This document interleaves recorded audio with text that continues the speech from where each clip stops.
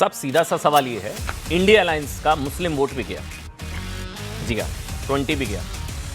अब क्यों मैं ऐसा कह रहा हूं, ध्यान से सुनिएगा पूरी कहानी। ये महाराष्ट्र में ओवैसी की पार्षद हैं जिनकी हम तस्वीर आप दिखा रहे थे। वो कह रही है कि हर जगह हरा हरा कर देंगे। वो चिढ़ा रही हैं, कैसा हराया, मजा आ गया। अब वो किसे चिढ़ा रही हैं हर कोई जानता है, एनसीपी, कांग्रेस। वो अगर कह रही हैं हरा हरा कर देंगे तो खतरा किसे है? हरा हरा से किसे खतरा? बीजेपी को? आपको क्या लगता है? या खुद को सेकुलर बताने वाली Congress, Samajwadi party, TMC, RJD जैसी पार्टियों को अब ओवैसी से बड़ा खतरा है, क्योंकि मुसलमानों के सबसे बड़ा नेता तो ओवैसी बन रहे हैं और बहुत तेजी से बन रहे हैं। ये लोग जो खुद को बीजेपी, आरएसएस और सांप्रदायिकता से लड़ने वाला बताते हैं, क्या उनके लिए खतरा है? हिंदुत्व की राजनीति का जो लोग विरोध करते हैं और जिन पर मुस्लिम वोट बैंक की राजनीति के आरोप लगते हैं। अब सुनिए खबर क्या है, क्योंकि ओवैसी की पार्टी महाराष्ट्र के जिस मुंब्रा इलाके को अगले 5 साल में, ये हंस रही है, कह रही है कैसा हराया, मजा आ गया। जिस इलाके में ये बात कर रही है उसमें हारा कौन है? ओवैसी की पार्टी महाराष्ट्र के जिस मुंब्रा इलाके को अगले 5 साल में हरा हरा करने की बात कर रही है, सब हरा हरा कर देंगे, ग्रीन ग्रीन। मुंब्रा में जिस पार्टी को वो हराकर चिढ़ा रही हैं, वो बीजेपी नहीं है, शरद पवार वाली एनसीपी है, इंडिया अलायंस। इंडिया अलायंस का मुस्लिम वोट भी गया। 80% मुस्लिम आबादी वाले मुंब्रा में अब तक क्या था? पवार गुट के नेता है जितेंद्र आव्हाड। अगर मैं गलत नहीं हूं, जितेंद्र आव्हाड तो इशरत जहां के नाम की एम्बुलेंस भी चला चुके हैं। सनातन को क्या कुछ इन्होंने नहीं कहा। जितेंद्र आव्हाड मुस्लिम वोट के लिए क्या कुछ नहीं किया था इन्होंने। सनातन को गाली से लेकर पता नहीं क्या क्या। इशरत जहां आतंकी के नाम पर एम्बुलेंस चलाने वाले जितेंद्र आव्हाड, उनका वर्चस्व माना जाता था। आरोप लगते थे कि जितेंद्र आव्हाड मुस्लिम वोटों के लिए सनातन धर्म को गाली देते हैं और सनातन को आतंकवाद बताते हैं। लेकिन समझिए, सनातन धर्म को गाली, राम मंदिर का विरोध, वैशी औरंगजेब को आदरणीय मानने वाली पार्टी के सामने जब ओवैसी उतरे तो मुसलमानों ने किसे वोट दिया? ओवैसी को। 8 में से 5 सीटों पर वोटर्स के ने कथित सेकुलर पार्टियों का साथ देने की बजाय किसे चुना? एआईएमआईएम को। इंडिया अलायंस का मुस्लिम वोट भी गया। कहां मतलब 80 के टुकड़े टुकड़े करने चले थे, हिंदू बट जाएगा, हिंदू टुकड़े टुकड़े हो जाएगा, यहां तो 20 भी गया। मुंब्रा में जो हाल so called secular Jitendra Awhad का हुआ, एनसीपी। अच्छा, मुर्शिदाबाद में इनका हाल देखिए, कहानी सुनिएगा, बहुत दिलचस्प है। मुर्शिदाबाद में यही हाल कांग्रेस के पूर्व सांसद हैं अधीर रंजन चौधरी का भी हो चुका है। 60% मुस्लिम आबादी वाले मुर्शिदाबाद में अधीर रंजन चौधरी मुसलमानों के नेता बनना चाह रहे थे। सामने आ गए यूसुफ पठान, 85,000 वोटों से हार गए। जिस वोट बैंक के लिए कांग्रेस हिंदुत्व को मारने काटने का नाम बताती थी, उसी ने अधीर रंजन से हाथ छुड़ा लिया, क्योंकि टीएमसी ने उनके सामने यूसुफ पठान को उतार दिया। कैंपेन चलाया गया कि भाई को जिताना है, भाई को। इस कैंपेन के बाद मुसलमानों ने यूसुफ पठान को एक मुश्त वोट जो है वो दे दिया और कांग्रेस का सेकुलरिज्म फेल हो गया। इसी तरह महाराष्ट्र में मुसलमानों ने सो कॉल्ड सेकुलर पार्टियों से दामन छुड़ा लिया। आप कह सकते हैं इन सो कॉल्ड सेकुलर पार्टियों को राम राम कह दिया और एआईएमआईएम का साथ दे दिया। मुसलमानों के बड़े नेता के तौर पर उभर रहे हैं ओवैसी। बिहार में एआईएमआईएम 29 सीटों पर लड़ी, 5 जीती। कांग्रेस 61 पर लड़ी, सिर्फ 6 जीती। बिहार में एआईएमआईएम 2 सीटों पर दूसरे स्थान पर। बीएमसी में ओवैसी की पार्टी ने एमएनएस, एनसीपी, शरद गुट सबको हरा दिया। मुस्लिम वोटों की बदौलत एआईएमआईएम ने महाराष्ट्र के 13 नगर निगम में 125 वार्ड्स में जीत हासिल की है। एआईएमआईएम, देखिए मुसलमानों का मोह भंग हो रहा है कांग्रेस से, इंडिया अलायंस की पार्टियों से, लेकिन ऑप्शन नजर आ रहा है ओवैसी में। मुसलमानों के बड़े नेता बनकर उभर रहे हैं ओवैसी। इसलिए कभी हिजाब वाली पीएम, कभी हरा हरा कर दिया जाएगा, 15 मिनट फुल वहां पर चल रहा है। पिछले चुनावों में एआईएमआईएम ने 56 सीटें जीती थी, ओवैसी की पार्टी। इस बार 125। एआईएमआईएम ने पहले के मुकाबले 123% ज्यादा सीटें जीती। मुंबई महानगर पालिका में एआईएमआईएम ने 8 सीटें जीती, यानी कि पिछली बार से 6 सीटें ज्यादा। छत्रपति संभाजी नगर में एआईएमआईएम मोहब्बत की दुकान वाली कांग्रेस के आगे रही। कांग्रेस से आगे। कई इलाकों पर तो एआईएमआईएम ने शरद गुट, एमएनएस, समाजवादी पार्टी को बुरी तरह से पछाड़ दिया। मरता क्या ना करता, समाजवादी पार्टी के नेता इनवाइट कर रहे हैं, आइए पीडीए में शामिल हो जाइए ओवैसी जी। वोट बैंक पर आघात। इससे पहले बिहार विधानसभा में एआईएमआईएम 5 सीटें जीत चुकी है। दिल्ली विधानसभा चुनावों में मुस्लिम बहुल मुस्तफाबाद में से एआईएमआईएम को 33,000 से ज्यादा वोट मिले थे।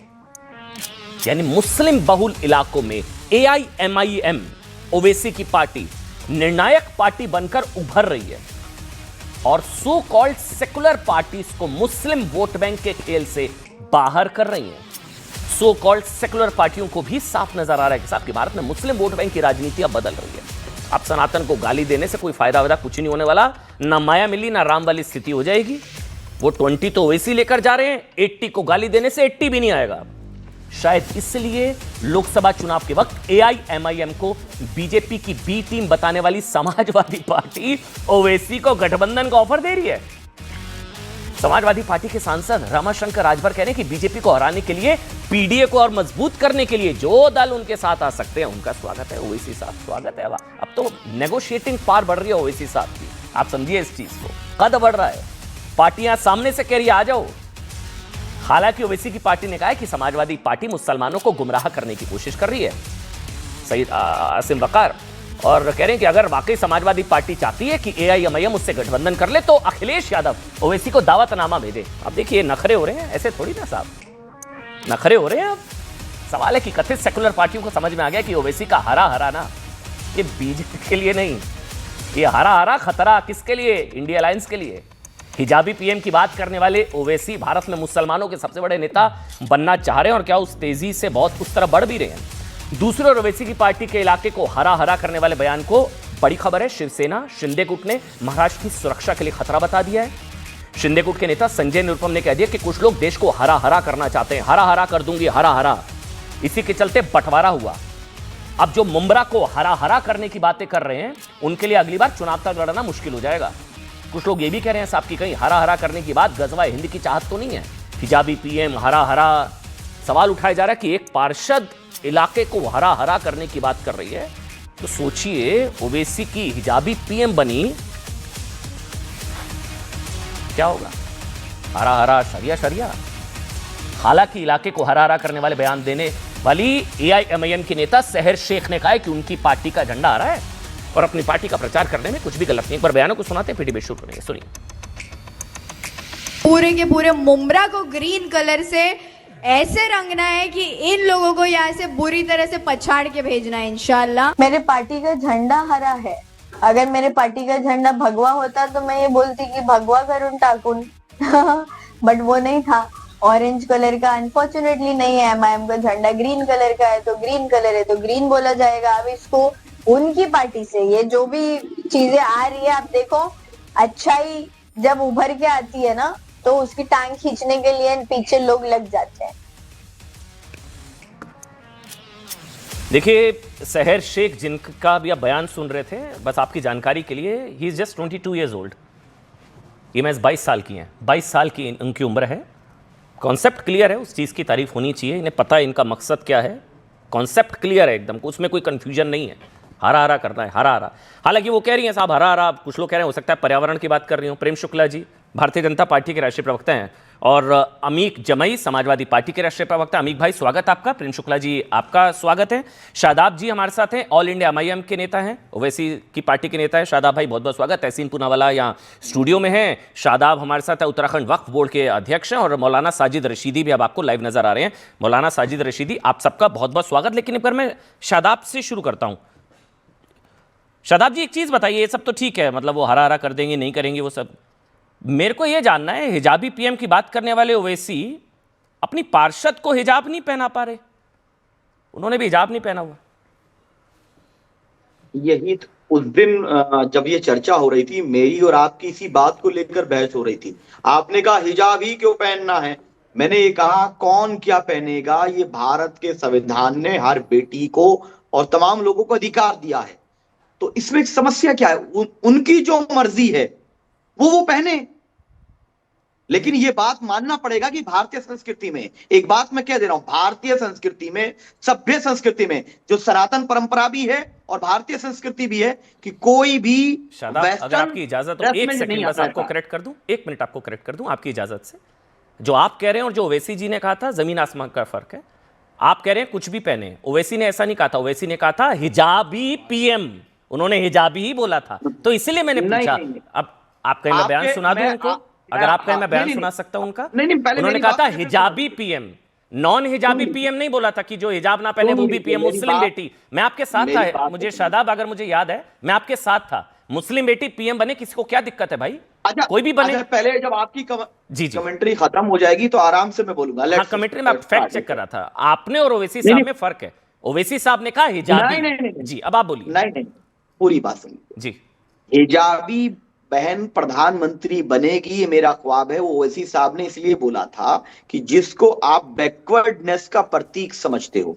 हम चाहते हैं कि हमारे देश की बेटियां आगे बढ़ के प्रतिनिधित्व करें और हिजाब पहनना उसका संवैधानिक अधिकार है, भारत के संविधान ने दिया है। दूसरी बात, उन्होंने ये नहीं कहा सिर्फ हिजाब पहनने वाली बनेगी। अगर ये बोलते फिर आपकी आपत्ति जायज थी कि सिर्फ हिजाब पहनने वाली बनेगी, उन्होंने ये नहीं कहा था। अच्छा, उन्होंने और क्या दूसरी बात, उन्होंने ये भी नहीं कहा कि जो हिजाब मुस्लिम बेटी पीएम बने, उन्होंने नहीं कहा था। उन्होंने कहा हिजाबी पीएम बने।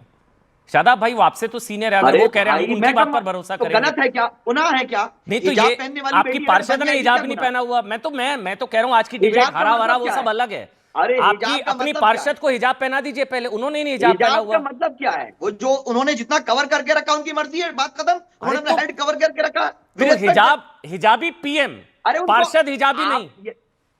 अमन भाई, जिस विषय में जानकारी ना हो उस विषय में चर्चा करना साहब को तो है। सुन लीजिए, आपको इस्लाम के बारे में और हिजाब की डेफिनेशन के बारे में, अच्छा इन्होंने हिजाब पहना हुआ तो मुझे, अच्छा मैं माफी चाहूंगा फिर। इन्होंने हिजाब पहना हुआ भाई, सैर शेख ने हिजाब पहना हुआ। नहीं आता हूं, इसलिए मैं आपके शो पे नहीं आता हूं क्योंकि आपके यहाँ सर मुझे डर लगता है। प्लीज आपसे डर लगता है कि आप नहीं आपसे इसलिए डर लगता है कि आप किस सामने बोलेगा नहीं। अभी जब प्रेम शुक्ला बोलेंगे तो आपके मुंह से एक शब्द नहीं बोलेगा, क्योंकि प्रेम शुक्ला जी ताकतवर आदमी है, बहुत जबरदस्त आदमी है। कम ताकतवर है शादाब भाई, तो डर जाएंगे आप। मुसलमानों के सबसे बड़े नेता, मुसलमानों के सबसे बड़े नेता की पार्टी से आप सर, आप कोई कम ताकतवर है? शादाब भाई, अपने आप को कम क्यों आंकते हैं? नहीं, इसलिए आंकते हैं क्योंकि रिमोट आपके हाथ में ना, जब चाहेंगे बीच में बोलेंगे, अब दूसरे को बोलने नहीं देंगे। अब जब बात मैं कुछ बोल रहा हूं आप बोलेंगे नहीं ऐसा नहीं, आपसे की तो नहीं आप मैं आपको सजेस्ट कर रहा हूं, ये मेरा डिपार्टमेंट तो नहीं लेकिन सजेस्ट कर रहा हूं, कम से कम विपक्ष के लोग जो है उनको एक 60 सेकंड अनइंटरप्टेड का कुछ फॉर्मूला बनाइए जिससे कि देश को पता चले कि दोनों पक्ष की आवाज। हरा बताइए, हरा का मतलब बताइए। चलिए 60 सेकंड्स आपके हैं भाई, टाइमर चला दीजिए पीसीआर पूरे सम्मान के साथ। हरा करें मतलब इसका क्या मतलब है? हरा कर देंगी वो। बिल्कुल, हमारी कॉर्पोरेटर हमारी बहन सहरा शेख ने बोला कि हम लोग हरा करेंगे। और इसलिए बोला क्योंकि हमारी पार्टी का फ्लैग है। और जब उनसे सवाल किया गया तो उन्होंने जवाब भी दिया कि इसका धर्म से लेने देना, हरा रंग।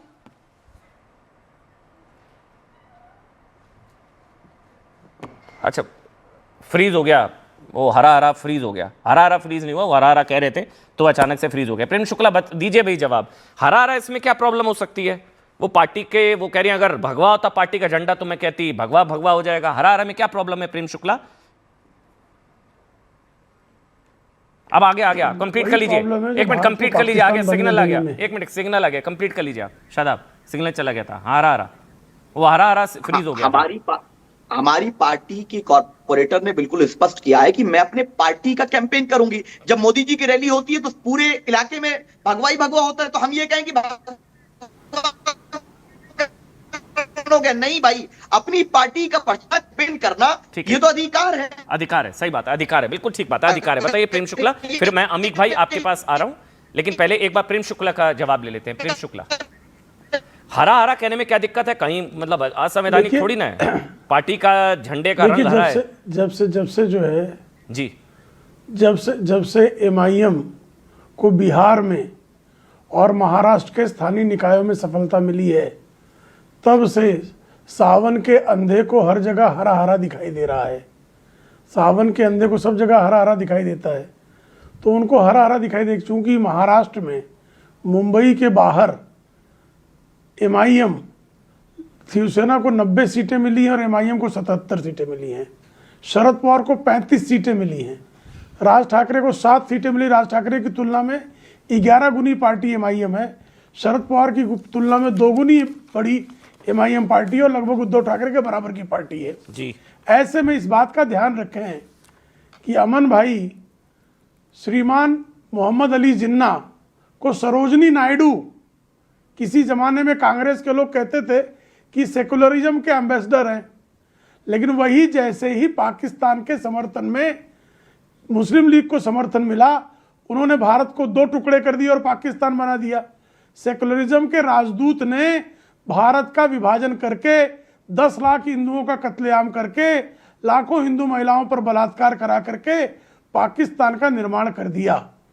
उसी तरह से आज भी भारत का जो मुसलमान है, जहां पर उसको मौका नहीं मिलता वो सेकुलर रहता है, वो कांग्रेस को वोट देता है, सपा को वोट देता है, एनसीपी को वोट देता है, आरजेडी को वोट देता है, लेकिन जहां उसको बहुमत में आ जाता है, जैसा आपने भी बताया कि वो एमआईएम को वोट देता है या यूसुफ पठान को वोट देता है, अधीर रंजन चौधरी को तब तक वोट देता है जब तक उसको लगता है कि अपना मुसलमान नहीं जीता पाएंगे, तब तक वो अधीर रंजन चौधरी उसके नेता हैं। जैसे ही उसके ध्यान में आता है कि हम यूसुफ पठान को जिता सकते हैं, वो गुजरात के यूसुफ पठान उसके भाईजान हो जाते हैं, तब भारी नहीं और चलता। बंगाल के बंगाली अधीर रंजन चौधरी उसके पराये हो जाते हैं। तो यही जो ट्रेंड है वो महाराष्ट्र में भी एमआईएम दिखा रही है।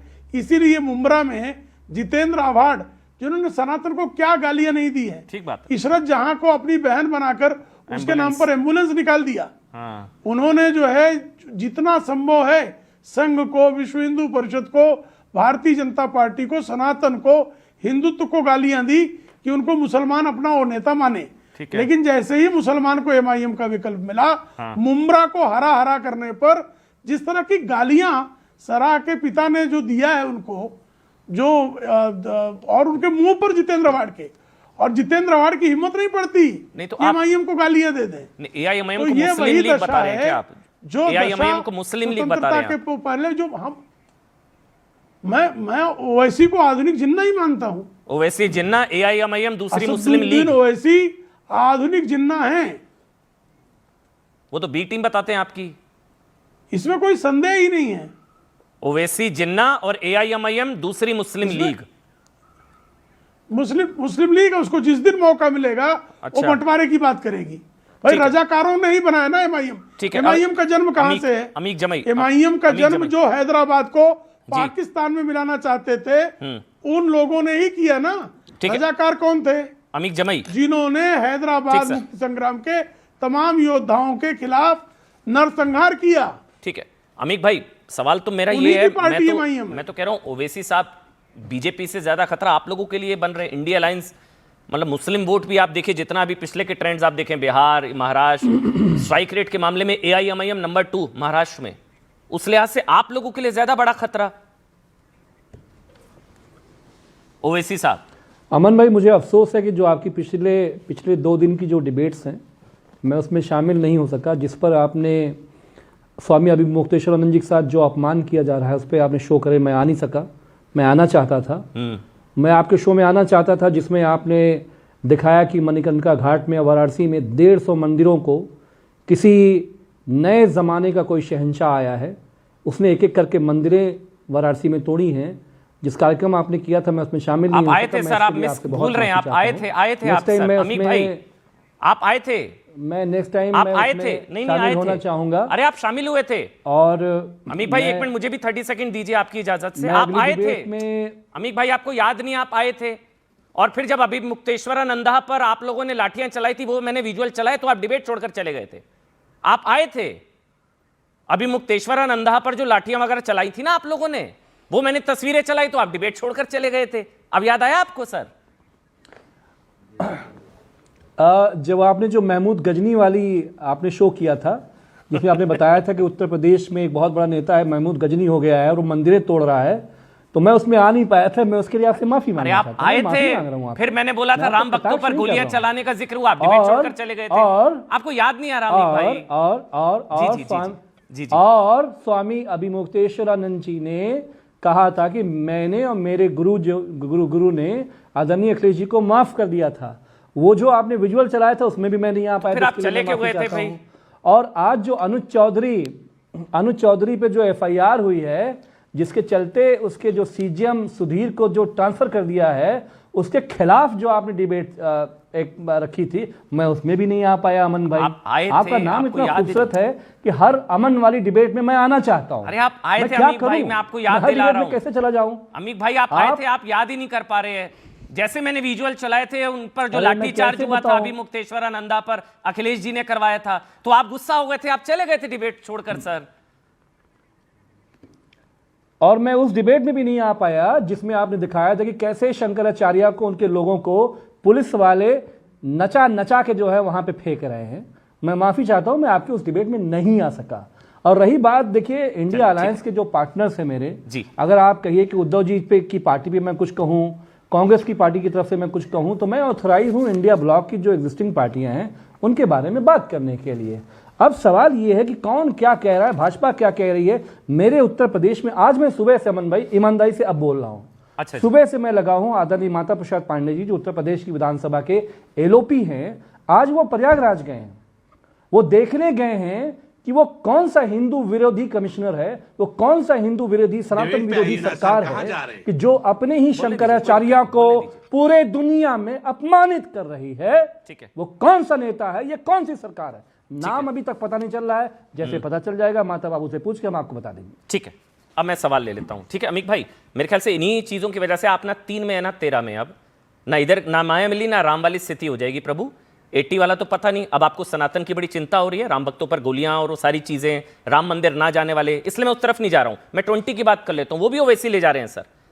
मैं वो इसलिए पूछ रहा हूं, इसलिए शायद आपके नेता हैं, समाजवादी पार्टी के सीनियर सांसद है रमाशंकर राजभर जी, वो ओवैसी जी का स्वागत कर रहे हैं पीडीए में। वो कह रहे हैं आ जाओ ओवैसी जी, पीडीए में आ जाएं। आप ये चाहते हैं अमीक भाई, ओवैसी जी का स्वागत है पीडीए में? देखिए अमन भाई ओवैसी साहब भी जानते हैं कि पूरे देश के जो चैनल्स में मुख्य एंकर्स हैं, प्रधानमंत्री के मोहब्बत करने वाले लोग हैं, ओवैसी जी को कभी देशद्रोही, कभी राम विरोधी, कभी हिंदू विरोधी और न जाने क्या क्या, देश का शैतान, और जब उनकी मदद की जरूरत पड़ती है तो गृह मंत्री फोन करते हैं, फिर हर हफ्ते आप उनको अपमानित करते हैं। उत्तर प्रदेश में क्या होगा, समाजवादी पार्टी क्या करेगी, इंडिया अलायंस क्या करेगी, ये इंडिया अलायंस के शीर्ष नेतृत्व पे तय करेगा।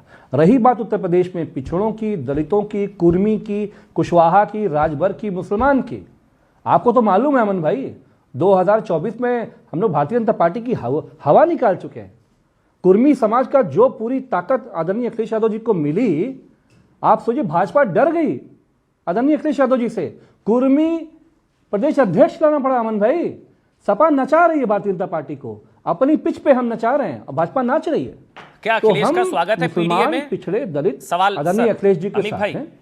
ओवैसी, सॉरी माफ करिएगा, आदरणीय क्या अखिलेश जी के ओवैसी जी साथ का हैं और क्या ओवैसी जी का पीडीए में स्वागत है?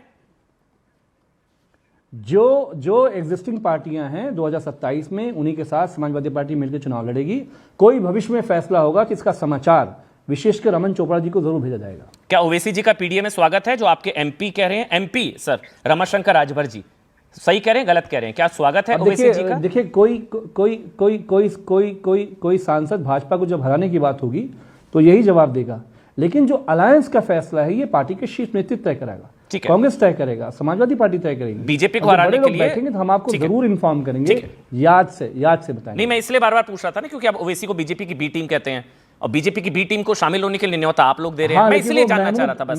मैं आप समझे मेरी बात को शायद। महमूद गजनी मौलाना साजिद रशीदी और उसके बाद महमूद तहसीन गजनी भाई। पार्ट 2 पे भी ठीक एक है। कार्यक्रम करिए। ठीक है महमूद गजनी पार्ट 2 एक प्रोग्राम करिए इस पे। सर, गजनी आप गजनी प्रेमी होंगे, मैं नहीं हूं, मैं क्यों उस पर शो करूंगा। बहरहाल मौलाना साजिद रशीद आप कुछ बोलना अरे चाह रहे हैं, उत्तर फिर मैं प्रदेश में तहसीन कौन भाई है आ रहा हूं। ढूंढिए। जी जी, एक मिनट। जो मंदिरें तोड़ेगा, जो मंदिरें शहीद एआई करेगा, वाली क्या तस्वीरें कह आप रहे तक भी पहुंची होंगी, वो एआई की जो केसेस वगैरह हो भी रहे हैं, कई लोगों पर एफआईआर हो चुकी है। बहरहाल अच्छा, मैं आप उस भी डिबेट पे नहीं जा रहा हूं। AI को मानते हो? मैं इस आप भी AI को मानते हो? मैं इसलिए मैं उस डिबेट पे नहीं जा रहा हूं, मैं उस पर डिबेट करता तो मैं आपसे न्यूज़ सवाल 18 लेता। का वीडियो दिखाऊंगा। ठीक है, हाँ। न्यूज़ 18 मौलाना साजिद का वीडियो दिखाऊंगा रशीदी। आपको जी, मैं दोनों पक्ष AI बता है रहा हूं, इसलिए एफआईआर भी हो रही है फेक न्यूज फैलाने वालों पर। अमन भाई, आपको भी पता होगा, लेकिन पहले मौलाना साजिद रशीदी ओवैसी का क्या स्वागत डरा किया रहे हैं आप समाजवादी लोगों को पार्टी। बताइए। अब न्यूज़ एंकर अमन भाई, बीजेपी के दो बिहार तीन पे बातें न्यूज़ मैं एंकर बताना डरा रहा है, चाहता बताइए। एक मिनट, मौलाना साजिद रशीदी।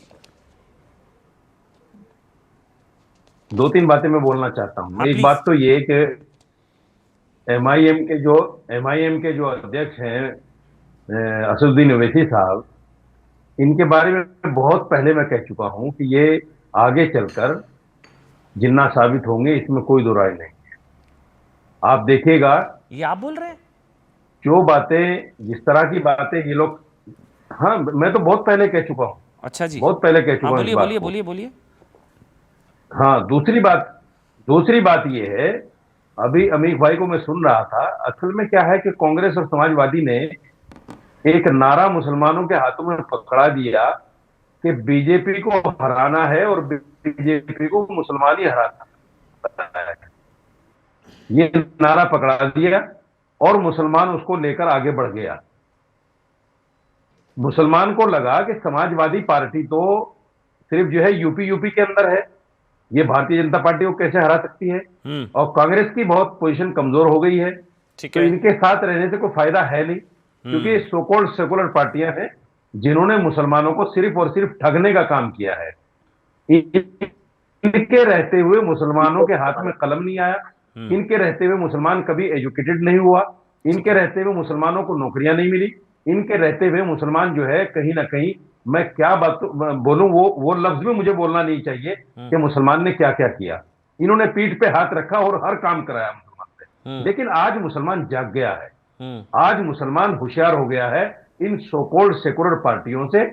अब इनको सोच लेना चाहिए कि मुसलमान के लिए विकल्प है, बहुत सारे विकल्प हैं।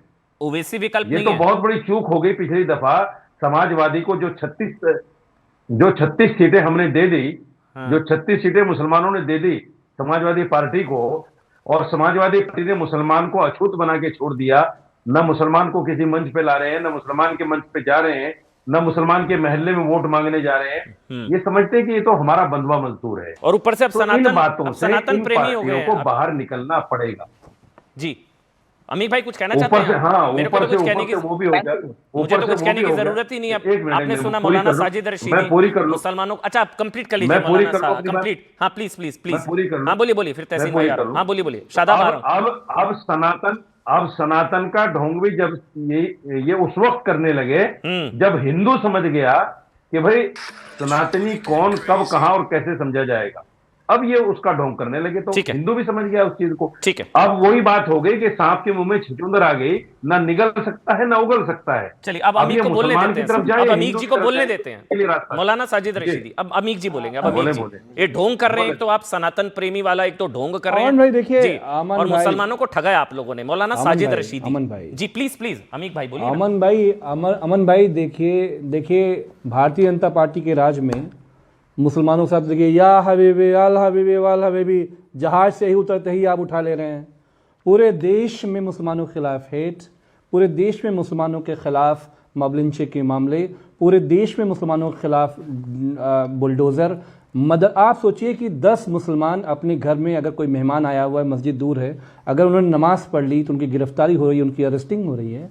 तो पूरा देश ये जानता है कि सबका साथ सबका विश्वास, ये इंद्रेश कुमार, ये जो आतंकवादी था, इसका जो नारा था, ये नारा गलत था, ये झूठा नारा था। इसका जो है प्रधानमंत्री को जो नारा दिलवाया गया, और ये जो भी लोग लिफाफा गैंग है आरएसएस से जुड़ा हुआ, इंद्रेश कुमार से जुड़ा हुआ, लिफाफा गैंग का क्या है? 2 प्रोग्राम को करना है, 3,000 रुपया यहाँ से, 3,000 रुपया वहाँ से, जो बुलवाना है स्क्रिप्ट दे दीजिए। अमीक जामे के खिलाफ बोल देंगे, ओवैसी साहब के खिलाफ बोल देंगे, भाजपा के खिलाफ बोल देंगे। लिफाफा जितना वजनदार होता है, आवाज़ उतनी अच्छी होती है। तो हमें उत्तर प्रदेश की चिंता नहीं है, हम लोग लड़ रहे हैं। रशीदी जी को लिफाफा गया है, रशीदी जी को लिफाफा गया है। दलित, पिछड़े, जो भी गरीब गुरबा लोग हैं, उनके लिए हम लोग लड़ रहे हैं, अंत तक लड़ेंगे। अमन भाई, इनका सवाल हो, मुझे आगे बढ़ने दीजिए। प्रेम शुक्ला राइट जी का भी सवाल हो, शादाब जी हम लोग 30 लड़ेंगे। सेकंड। अच्छा शादाब, अच्छा चलिए 30 सेकंड, हाँ सिर्फ 30 सेकंड लीजिए, फिर मेरे को आगे बढ़ना होगा। Please sir 30 second. शादाब आ रहा हूँ। मैं अमीर भाई की बहुत इज्जत करता हूं, लिफाफा। लेकिन इनका भी वो दर्द लिफाफे वाला कहीं ना कहीं बाहर निकल गया। इन्होंने हमारे खिलाफ, समाजवादी पार्टी ने, कांग्रेस ने, फलाने बड़े षड्यंत्र रचाए हैं। इन्होंने कहा ये तो 5,000 हैं, ये तो बिके हुए लोग हैं, ये तो फला। इंद्रेश कुमार का तो नहीं है ना? सामने आ गया। आप इंद्रेश से जुड़े नहीं हो ना? मुसलमान उससे समझ आप गया। इंद्रेश से जुड़े तो नहीं हो, भाई, आरएसएस से अमीक जुड़े भाई, तो नहीं हो ना? अमीक भाई, मैं इस्लामिक आपको भाई, नहीं सुनो कह मेरे रहा हूं। भाई, नहीं, आप कहाँ से जुड़े अरे हैं? सुनो मेरे भाई, आप जुड़े कहाँ अरे से हो? सुनो बताओ। मेरे नरेश भाई। क्या कोई बच्चे अरे का नाम है कहाँ क्या? से अरे हो? चुप तो रहिए ना। इससे बात अगर नहीं कीजिए। जुड़े अरे तो चुप दिल तो पे मत रहे। लो, आपको नहीं बोला है मैंने। बस अच्छा, अपन बोलने आप तो दोनों की दें। पर्सनल लड़ाई थोड़ी ना है। बोलने अगर के लिए- अगर अरे अगर दर्द आप शादाब आरएसएस के जो नहीं दर्द हो है तो आप आपका, नाराज हटा मत होइए, वो मैंने दर्द आपको दिख नहीं ही कहा रहा है। है। चलिए, हो गया तहसीन वो दर्द दिख ही रहा है आपका। अरे मैंने आप, मुझे कहने की अगर जरूरत आप ही नहीं। आरएसएस से नहीं जुड़े हो तो मैंने आपको नहीं कहा है। अरे भाई अमीक भाई, मैंने जितनी आपको भी नहीं कहा सफाई अगर ले आप लो, आरएसएस से नहीं जुड़े हो। अब देखिए चीजें कैसे आपने- बदल रही हैं। देखो, समाजवादी जितनी भी पार्टी एक सफाई आप इस्लामिक दे दो। स्कॉलर से मौलाना से लड़ रही है, मुस्लिम अब वो समझिए, सो कॉल्ड समझिए मुस्लिम आप। पार्टियां अरे ये अच्छा, तो accept वो लोग करो, हैं। अच्छा, accept मौलाना करो। रशीदी जी से लड़ रही है समाजवादी अरे पार्टी अमन की भाई, प्रवक्ता। आपको जो बनाना है वो अमन बना भाई, अरे दीजिए। अब आप अमन कैसी भाई, बातें कर रहे हैं भाई? अमन भाई, आज वो आपको अमन थोड़ा भाई, ये वो लोग इंट्रोस्पेक्शन हैं। करने के लिए कह रहे हैं, आप आपने साइड ऊपर पे सवाल तो उठा आज- दिए। कि अगर डिंपल यादव के लिए मैंने बोल दिया तो इन्होंने मारपीट कर ली मेरे साथ में, और मायावती के साथ इन्होंने क्या किया था गेस्ट हाउस कांड में, उसको ये भूल गए। मुलायम सिंह ने भी ये कहा था कि लड़के हैं, गलतियां हो जाती हैं। तहसीन और पूनावाला और मेरे साथ शादाब, इन्होंने हो गया सर, मारपीट बस हो गया। मुझे आप दोनों को पर्सनल थोड़ी ना इनको सॉल्व शर्म करना आनी है यहाँ चाहिए। पर। शादाब आ रहा हूँ, मुझे 30 सेकंड दे मुसलमान दीजिए। बदला लेगा। पहले अरे तहसीन इतने पूनावाला, बड़े आलिम हैं, तहसीन, हम तो आते ही नहीं, तहसीन, हमको मालूम पड़ जाता तो। तहसीन तहसीन तहसीन इतने तहसीन बड़े मुसलमान ये बड़े हरा हरा का इस्लामिक मतलब क्या है? ये स्कॉलर हरा हैं, हरा कोई हैसियत नहीं, मैं तो हिजाबी आता ही पीएम नहीं। जी। अमीक भाई 1 मिनट दीजिए, मुझे थोड़ा सा समय दे दीजिए। तहसीन पूनावाला, ये हरा हरा पहले हिजाबी पीएम तक तो ठीक था, चलो उन्होंने बोला उनकी चॉइस है, संविधान मनाई तो है नहीं, वो बन जाए भाई, क्या दिक्कत है। लेकिन अब ये हरा हरा का क्या मतलब है, और ये कांग्रेस का क्या होगा फिर? मतलब मुस्लिम वोट वगैरह सब दिख ही रहा है। अमन भाई, मैं सारे इस प्रश्नों का जवाब संक्षेप में दे देता हूँ। हाँ। सबसे पहले एक हिजाबी महिलाओं को, हिजाबी बेटी को अपने पार्टी का अध्यक्ष बना दो, फिर देश की प्रधानमंत्री बना देना। सबसे पहले अपनी पार्टी का बना दो, वो पार्षद को हिजाब पहना दो, वो उनकी मर्जी है। चलो ठीक है। अच्छा, ये जो 15 मिनट और हरा हरा है, आप इसको इतना मत समझिए कि एमआईएम इतनी भोली पार्टी है। अमन जी, आपने बहुत सियासत को कवर किया, यहाँ पर जितने लोग बैठे सारे, और देश के आवाम भी बहुत समझदार मुस्कुरा रहे हैं, है। ये जो 15 मिनट का इनका बयान है, हाँ। ये सोचा समझा बयान है, और हरा हरा भी सोचा समझा बयान है। ये पोलराइज करना चाहते हैं, और मैं महाराष्ट्र से आता हूँ, मैं मुंबई पुणे से, मुमरा उसके पास से आता हूँ। ये पोलराइजेशन करना चाहते हैं, ये उनकी राजनीति करना चाहते हैं। आप सोचिए, जो पार्टी पूरे तेलंगाना में चुनाव नहीं लड़ती, वो महाराष्ट्र में आके लड़ती, सब भारत में लड़ती, लेकिन इनके साथ दो, इनके संगठन में इनके दो मजबूत नेता है एमआईएम के, एक है ईडी, एक है सीबीआई। ईडी सब विपक्ष के नेताओं पे रेड करती है, सिवाय बैरिस्टर ओवैसी के। ये क्या रिश्ता कहलाता है, मैं उस पर नहीं जाना चाहता हूं। ये बीजेपी की मदद करते। तीसरी चीज, ये मुसलमानों के लिए एक चिंता का विषय है कि जिस तरह से एमआईएम का ग्रोथ होकर वो पोलराइजेशन देश में कर रहा है। आप चाहे कांग्रेस को वोट ना करें, आप चाहे सपा को वोट ना करें, आप चाहे किसी को भी वोट ना करें, लेकिन ये जो पोलराइजेशन हो रहा है, आप सोचिए, एक चीज का जवाब दीजिए, अगर कौम खतरे में है, अगर कौम खतरे में है, तो वो जो कॉर्पोरेटर है वो क्यों नहीं थी उस लिबास में? अगर कौम खतरे में, तो ओवैसी के बच्चे क्यों नहीं है सड़क पर? तलवार लेकर उनके बच्चे जाते वेस्टर्न यूनिवर्सिटीज में। अमन साहब, गौर फरमाइए, इंग्लिश मीडियम यूनिवर्सिटीज में, वेस्ट में जाते, और आपको क्या कहते हैं? आपको बात करेंगे मदरसा की, आपको बात करेंगे बांटने की, हरा करने की।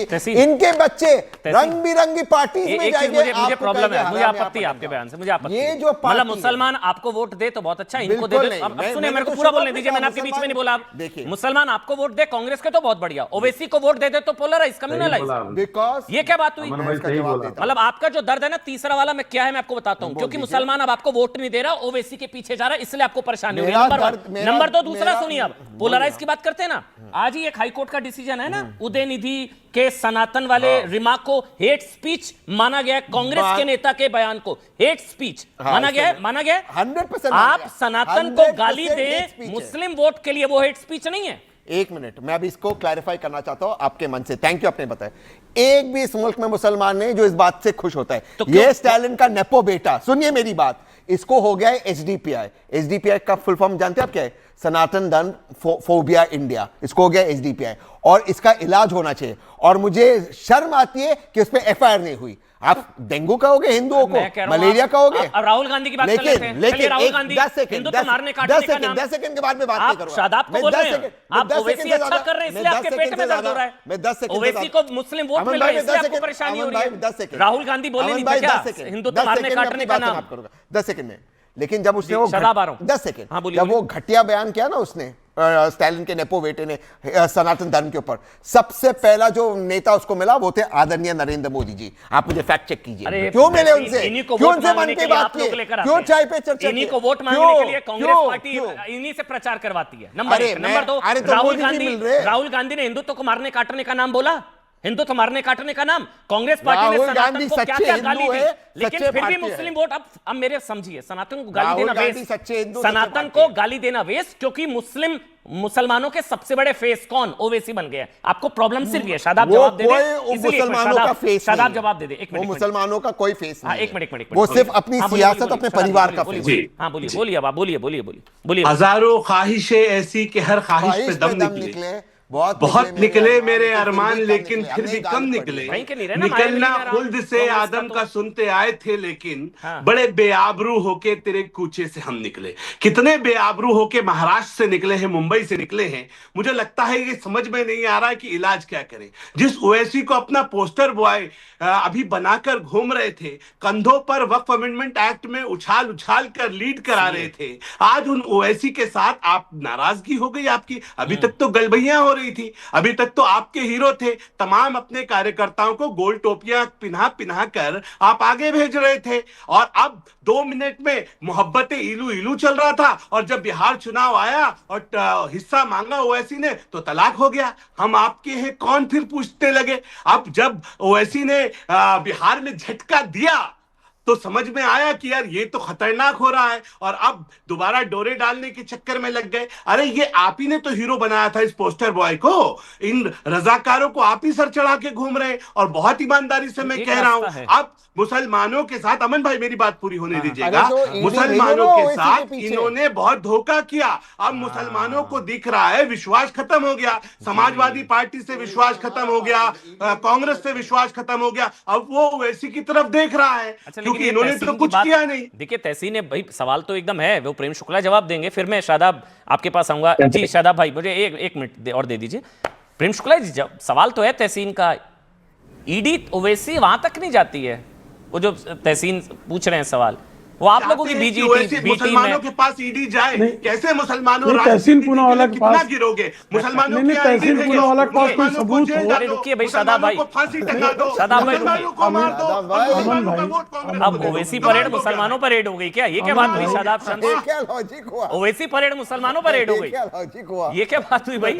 अब एक मिनट पहले बोलेंगे प्रेम शुक्ला, फिर अमित जी और शादाब चौहान आ रहा हूं। चाहिए मुसलमानों का। अमन भाई मुझे लगता है, ऑडियो बंद, प्रेम शुक्ला, अमन भाई मुझे लगता है तहसीन पूनावाला के पास, हाँ अब आप मुझे लगता है कि श्रीमान तहसीन पूनावाला के पास असदुद्दीन ओवैसी के खिलाफ प्रवर्तन निदेशालय का मामला बनाने के लिए कोई प्रथम दृष्टया प्रमाण है, वो शीघ्र मुझे दें, मैं प्रवर्तन निदेशालय में स्वयं कंप्लेंट करूंगा।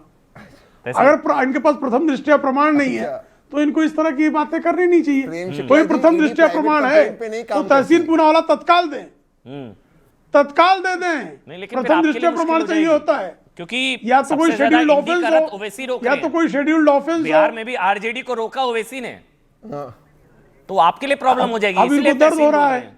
कल तक जो है तेलंगाना में उसे गलबैयां करते हैं। तेलंगाना में कौन समर्थन देता है? रेवंत रेड्डी से कहिए ना जरा रेड कर दें, क्यों नहीं कर देते रेड? रेवंत रेड्डी कौन लगते हैं ओवैसी? क्यों उनसे इतना वो इलू चलता है? तेलंगाना में मुसलमान वोट 2004 से 14 तक जो है वो साथ तब श्रीमती सोनिया गांधी को बड़ा प्यार उमड़ता था ओवैसी दाढ़ी पर होता था, फिर उन्होंने हमारी देवी देवताओं को गाली दी, जेल में ठोक दिया, और आपकी हुकूमत आई तो जेल से बाहर निकाल तो आपके सहयोगी जेल ने में भी दिया तो सहयोगी, और मनमोहन सिंह जी ने उनको जेल में ठोका। आप उसके चरण चाटते थे, हमारी देवी उसके चरण चाटते थे, आपकी सरकार आई तो बाहर आ गए, तलवे चाटते थे, हैदराबाद में आपने उनको नेशनल बना दिया, बोल दिया। यही कंफ्यूजन आप समझिए क्या प्रॉब्लम क्या हो रही है। न 3 में न 13 में वाली स्थिति हो गई है कांग्रेस पार्टी की और जितनी इंडिया अलायंस की पार्टीज है। 80 को तोड़ते तोड़ते 80 टुकड़े 80 ये 80 वो 20 जो है हाथ से निकल गया। इसलिए आप लोगों का दर्द जो है वो खुलकर एक सॉल्यूशन हो सकता है। उन्होंने हिजाबी पीएम बोला, मुस्लिम पीएम का ऐलान कर दे, कुछ ना कुछ आपको करना पड़ेगा। सारा मुस्लिम वोट जा रहा है ओवैसी की तरफ। उन्होंने हिजाबी पीएम बोला, ऐलान कर दे, राहुल मुंह से बाहर निकले और बोलिए कांग्रेस जीती तो मुस्लिम प्रधानमंत्री होगा। तो मेरे ख्याल से थोड़ा सा शिफ्ट हो जाएगा, यही करना पड़ेगा अब आप लोगों को, वरना ओवैसी बाजी मार गए। हरा हरा हिजाबी पीएम 15 मिनट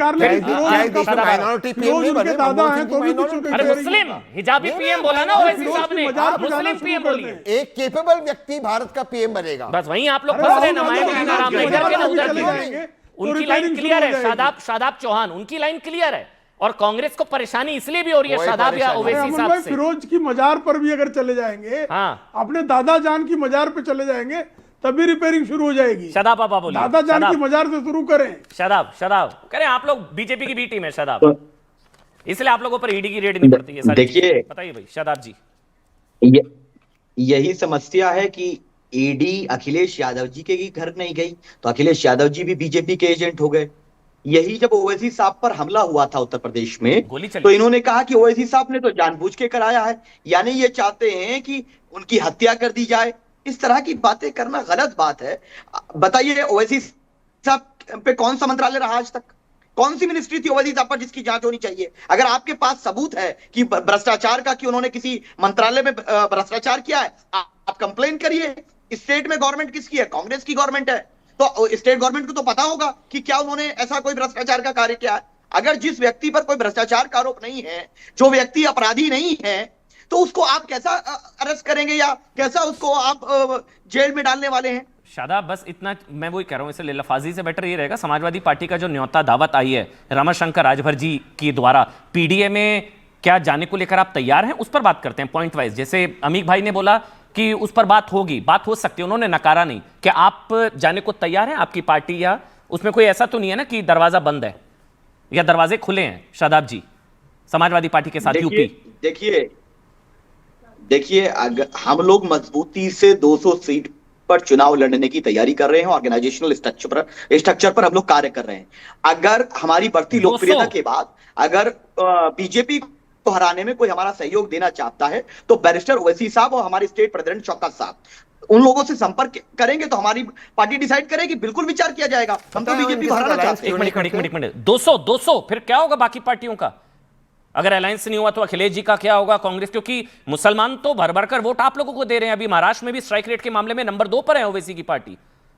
बिहार में एआईएमआईएम 29 पर लड़ी, 5 पर जीती। कांग्रेस 61 पर लड़ी, 6 पर जीती। एआईएमआईएम अच्छा कर रही है। बीएमसी चुनावों में एमएनएस एनसीपी शरद गुट पर भारी पड़ी। 13 कॉर्पोरेशन में 126 सीटें एआईएमआईएम ने जीती। कांग्रेस से आगे रही एआईएमआईएम छत्रपति संभाजीनगर में। शादाब, अगर आप 200 पर लड़ेंगे तो फिर इन लोगों का क्या होगा? अमीक जमाई, आप लोगों का क्या होगा? अलायंस नहीं हुआ, इसलिए आप लोग भी मरता क्या ना करता इनवाइट कर रहे हैं सर। अमन भाई जी अमीक भाई। अमन भाई देखिए, जो विधानसभा में जो प्रिंसिपली जो स्ट्रेंथ है, भारतीय जनता पार्टी के बाद समाजवादी पार्टी सबसे बड़ी पार्टी है। और भारतीय जनता पार्टी की क्षमता आप देख रहे हैं कि दिन ब दिन वो अपना जनाधार के साथ साथ वो उसकी जो स्वीकृति है वो दिन ब दिन कम हो रही है। और भारतीय जनता पार्टी के साथ एक बड़ा अलायंस ऑलरेडी बना हुआ है, जिसमें उनके खिलाफ समाजवादी पार्टी की क़यादत में कांग्रेस और हम सब लोग मिलकर एक बड़ा महाज बनाने की तैयारी में है। सवाल यह कि अभी तो चुनाव है नहीं। मेन मुख्य मुद्दा यह है कि आज अचानक इतना प्रेम कि उत्तर प्रदेश में क्या होगा, उत्तर प्रदेश में समाजवादी पार्टी क्या करेगी, रणनीति क्या है, तो ये हम टेलीविजन पे तो बताएंगे नहीं। और प्रवक्ता तो तय नहीं करेगा कि जो है गठबंधन में कौन होगा क्या नहीं होगा, तो भविष्य की बात है, अभी बहुत लंबी बात है। लेकिन जो मुख्य मुद्दा ये है कि आदरणीय मुख्यमंत्री योगी आदित्यनाथ जी, अमन भाई, दिन ब दिन अपनी एक्सेप्टेंस खो रहे हैं, इनएफिशिएंट हो रहे हैं। लॉ एंड ऑर्डर उनके हाथ में नहीं है। कोई डीएम, आप सोचो डीएम, एक डिस्ट्रिक्ट मजिस्ट्रेट रोटी बना रहा है एक बाबा के यहाँ, हमें कोई बुरा नहीं लगा, चलिए साहब शासन प्रशासन का काम नहीं है, बाबा के यहाँ आप रोटी ही बनाइए। एक स्वामी अभिमुक्तेश्वरानंद जी, उनके साथ जो कुछ हो रहा है, चैनल भी खुश है, एंकर्स भी खुश हैं, एक बड़े हिस्से के जो है रिपोर्टर भी खुश है, भाजपाई भी खुश है। हमें स्वामी अभिमुक्तेश्वरानंद जी की सुरक्षा की बहुत चिंता है। और समाजवादी पार्टी ये कहना चाहती है कि अगर अभिमुक्तेश्वरानंद जी की कोई उनकी जिंदगी पे कोई आंच आई तो सीधे सीधे मुख्यमंत्री उनका दफ्तर इसके लिए जिम्मेदार होगा। और आने वाले दिनों में संतों के साथ, जो शंकराचार्यों के साथ जो कुछ हो रहा है, समाजवादी पार्टी इसको बर्दाश्त नहीं करेगी। आदरणीय अखिलेश यादव जी ने आज बहुत साफ पूरे उत्तर प्रदेश के लोगों को बता दिया है। जैसे अभी आपने कहा ना, मुझे अचानक से अखिलेश जी की चिंता, आपको अचानक से सनातन की चिंता होने लगी है, उसी को लेकर सवाल उठ रहा था। आपका अचानक से सनातन प्रेम उमड़ रहा है। अमन भाई, मेरा एक प्रश्न है, सवाल था कारोबार नहीं है ना, कारोबार नहीं है ना, कारोबार नहीं है मुसलमानों के लिए। धर्म एक निजी विषय। कहां शंकराचार्य जी की बात कर रहे हो, फिर कह रहे हो मुसलमान वोट नहीं देता। नहीं, निजी विषय नहीं है, निजी विषय नहीं है। शुक्रिया प्रेम शुक्ला जी, रशीद भाई आपका, तहसीन भाई आपका, अमीक जमाई आपका, शादाब आपका। छोटा सा ब्रेक, तुरंत हाजिर होंगे, छोटा सा ब्रेक।